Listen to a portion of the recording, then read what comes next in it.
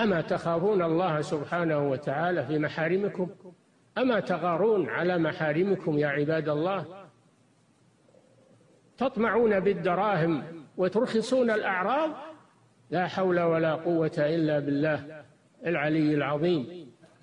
واعلموا أن المنافقين والمنافقات والمشركين والمشركات يحاولون الآن كسر الحواجز بين الرجال والنساء، يحاولون الآن كسر الحواجز بين الرجال والنساء، وأن تختلط النساء بالرجال في أي مكان، أن تسافر بدون محرم، أن تخلو مع غير محرم أو غير زوج.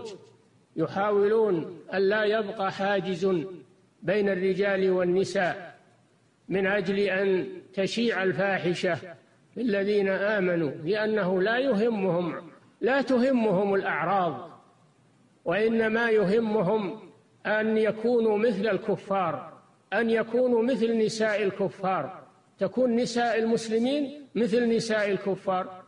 ويقولون هذا من الرقي والتقدم والحضارة.